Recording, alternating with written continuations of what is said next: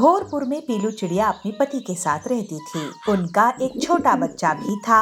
उसने दही जमाने में बहुत अच्छी महारत हासिल कर रखी थी। उसके बनाए हुए दही दूर दूर से पक्षी आकर खरीदते थे और उसके पति का एक डेयरी फार्म था, जिसके दूध से पीलू चिड़िया दही जमाया करती थी। पीलू चिड़िया की कामयाबी से कालू कौवा बहुत चिढ़ता था और वो कुछ न कुछ मौका ढूंढता रहता था जिससे उसका धंधा खराब हो सके, लेकिन अभी तक उसे कोई कामयाबी नहीं मिली थी। काम धंधा बढ़ता देखकर पीलू चिड़िया के पति 2-4 गाय और भैंस और खरीद ले आया।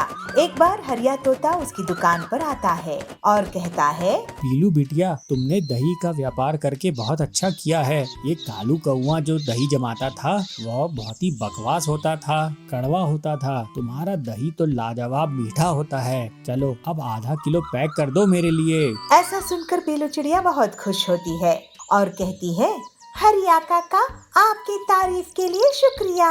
मैं आपको मलाईदार दही देती हूँ। कालू कौवा पीलू चिड़िया की इस प्रेरणा को देखकर एक बार फिर चिढ़ जाता है। एक बार कड़क सेठ पीलू की दुकान पर आता है। सब लोग कड़क सेठ को देखकर थोड़ा घबरा जाते हैं। कड़क सेठ वहाँ का जमींदार था। कड़क पीलू से कहता है, पीलू जी, हमने सुना है आपका बनाया हुआ दही बहुत स्वादिष्ट होता है। उसकी लस्सी लाजवाब बनती है। तो पीलू कहती है, हाँ जी मालिक, आपने बहुत सही सुना है। मैं बहुत होशियारी से दही जमाती हूँ और बहुत सावधानी से इसकी रख रखाव करती हूँ, इसलिए इस दही का स्वाद बहुत अच्छा होता है। अच्छा, ऐसा है तो थोड़ा दही हमें चखाओ। तो पीलू कहती है, क्यों नहीं, ये लीजिए, ये दही चख के देखिए। कड़क जब पीलू की जमाए हुए दही को चखता है तो वो बहुत खुश होता है। तभी वहाँ पर कालू कौवा आता है और जमींदार की चालपूसी करने लगता है। अरे मालिक, आप यहाँ एक बार मेरे जमाए हुए दही को भी चख लीजिए। कड़क जब कालू कौवे की जमाई हुई दही को चखता है तो वो कहता है, अथू, अरे इतना कड़वा दही, अरे तुम जाओ यहाँ से, भागो यहाँ से। इससे डरकर कालू कौवा वहाँ से तुरंत भाग जाता है। कड़क पीलू के ओर देखकर कहता है, पीलू जी, हमारे घर में त्योहार है, आप हमें 50 पैकेट दही दीजिएगा। याद रखे, गड़बड़ नहीं होनी चाहिए, नहीं तो आपकी दुकान बंद करवा देंगे। पीलू चिड़िया कहती है, नहीं मालिक, आपको टॉप क्वालिटी का दही मिलेगा। पीलू चिड़िया खुशी खुशी घर आती है और अपनी पति के साथ मिलके कड़क के लिए दही जमाती है। फिर कुछ काम आने के कारण दोनों घर से बाहर जाते हैं। कालू कौवा मौके की तलाश में उनके घर के बाहर ही था। जैसे ही वो देखता है कि दोनों घर से बाहर गए हैं काम से, तो तुरंत वो उनकी खिड़की से चुपचाप उनके घर में घुस जाता है। उसके हाथ में 2 नींबू होते हैं। पीलू जी, हमारे घर में त्योहार है, आप हमें 50 पैकेट दही दीजिएगा। याद रखे, गड़बड़ नहीं होनी चाहिए, नहीं तो आपकी दुकान बंद करवा देंगे। ऐसा कहकर वो नींबू को दही में निचोड़ने लगता है और वहाँ से भाग जाता है। कुछ देर बाद जब पीलू और उसके पति घर लौटते हैं तो वो अपने बच्चे को चखने के लिए दही देते हैं। तो बच्चा कहता है, छी थू थू, ये दही तो बहुत कड़वा है। मम्मी, पापा, आप लोग कब से ऐसा कड़वा दही जमाने लगे? ये सुनकर पीलू और उसके पति घबरा जाते हैं। पीलू सोचती है, हे भगवान, अब तो खड़क जी हमारी दुकान बंद करवा देंगे। ये दही तो पूरी तरह से खराब हो गया है। उसका पति कहता है, लेकिन ये दही खराब कैसे हुआ? हम तो इतनी सावधानी से जमा रहे थे, ये तो मीठा होना चाहिए था।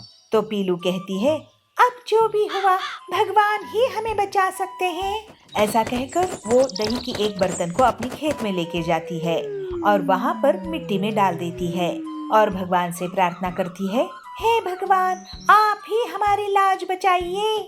अगले दिन पीलू जब खेत में जाती है तो खेत से बहुत सारे दही के पैकेट निकल आते हैं। ये देखकर वो और उसके पति हैरान रह जाते हैं और खुश भी होते हैं। उन दही के पैकेट्स को दोनों पति पत्नी तोड़ते हैं और कड़क को दे आते हैं। कड़क के घर में त्योहार चलता रहता है। दोनों पति पत्नी घबराए हुए रहते हैं कि कहीं कुछ गड़बड़ न हो गई हो।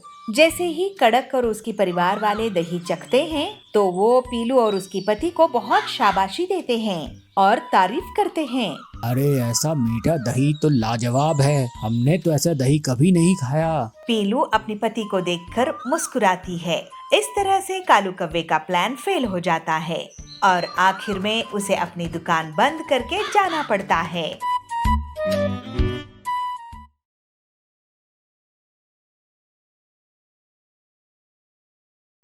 बंसीपुर गांव में बबलू कबूतर अपनी पत्नी पीलू चिड़िया के साथ रहता था। बबलू बहुत ही मेहनती था। वो साल भर मेहनत करके किसानी करता था, अपनी फसल बेचकर अपना घर चलाता था। पीलू, इस बार मैंने आलू की फसल बोई है और खाद और सिंचाई का भी खास ख्याल रखा है। तुम देखना, इस बार बहुत बढ़िया फसल होगी। भगवान करे ऐसा ही हो, नहीं तो अगर पिछली बार की तरह हमारी फसल बर्बाद हो गई तो हम जीने लायक नहीं बनेंगे। हमारे ऊपर वैसे ही बहुत उधार है।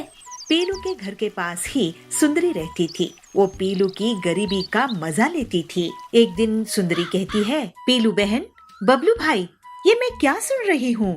आप लोगों के ऊपर इतना उधार है। ऐसा करो पीलू बहन, मेरे घर आज कुछ मेहमान आने वाले हैं।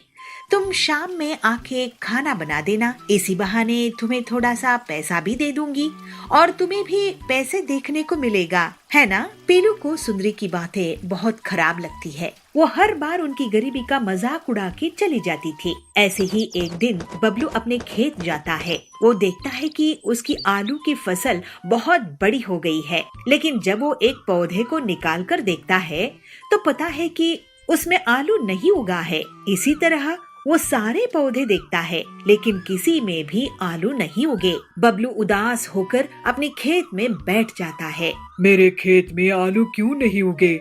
ऐसे तो मैं बर्बाद हो जाऊंगा। मेरे खेत में आखिर फसल क्यों नहीं होती है? ऐसे वो सोच में पड़ जाता है। ऐसे ही सोचते बबलू रोने लगता है। जैसे ही उसके आंसू मिट्टी में गिर जाते हैं तो अचानक से खेत में सोने के आलू उग जाते हैं। आश्चर्य होके बबलू कहता है, अरे भगवान, तेरे बहुत बहुत शुक्रिया।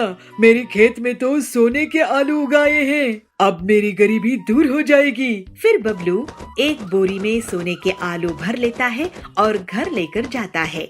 बबलू एक सोने का आलू बेचकर घर का राशन ले आता है और पूरा कर्ज भी चुका देता है। लेकिन वो सोने के आलू वाली बात पीलू को नहीं बताता है। एक दिन सुंदरी उसके घर आती है। क्या हुआ, इस बार तुम लोग आलू की फसल नहीं बेच रहे हो क्या? इस बार भी तुम्हारी फसल बर्बाद हो गई है? ऐसा है तो तुम लोग तो सड़क पर आ जाओगे। नहीं, इस बार फसल बहुत अच्छी हुई है। नहीं नहीं पीलू, बबलू इस बार फसल बिकाने के लिए बाजार गया ही नहीं। अब तुम ही सोचो कि तुम्हारा आगे क्या होगा। बबलू जब घर लौटता है तो पीलू उससे पूछती है, बबलू जी, पड़ोसन कह रही थी कि आप इस बार शहर के जंगल में आलू बेचने के लिए नहीं गए थे। अगर हमारी आलू की फसल हुई ही नहीं है तो अपने घर का राशन कहाँ से लेकर आए हो? इसके बाद बबलू पीलू को सोने के आलू से भरी हुई एक बोरी दिखाता है। खिड़की में से सुंदरी भी उस सोने के आलू की बोरी को देख लेती है। अरे, इनके पास तो बोरी भरकर सोना है, ये तो मेरे पास होना चाहिए। ऐसा सोचकर वो उनके घर जाती है। तुम दोनों गरीबों को खाना नसीब हो रहा होगा। ऐसा करो, तुम मेरे घर खाना खाने आ जाओ। सुंदरी को पीलू और बबलू मना नहीं कर पाते हैं और उसके घर चले जाते हैं। वहाँ सुंदरी उन्हें बहुत बड़ी थाली परोसकर लेकर आती है और उन्हें खाने के लिए देती है। जब दोनों पति पत्नी खा रहे होते हैं, वो चुपचाप उनके घर चली जाती है और सोने के आलू चुराने की कोशिश करती है। लेकिन जैसे ही वो आलू उठाती है, एक आलू पत्थर में बदल जाता है और उसके पैर पर गिर जाता है। उसके चीखने की आवाज सुनकर पीलू और बबलू वहाँ जाते हैं। सुंदरी वहाँ से भाग जाती है। तभी तो मैं सोचूं कि हमेशा हमारी गरीबी का मजाक उड़ाने वाली हमें आज दावत क्यों दे रही है? हमारे पीछे से हमारी सोने की आलू चुराना चाहती थी। ये सुंदरी बहुत लालची है। इसके पास सब कुछ है, लेकिन ये लालच करना नहीं छोड़ती है। इसी वजह से ये आलू पत्थर में बदल गया था।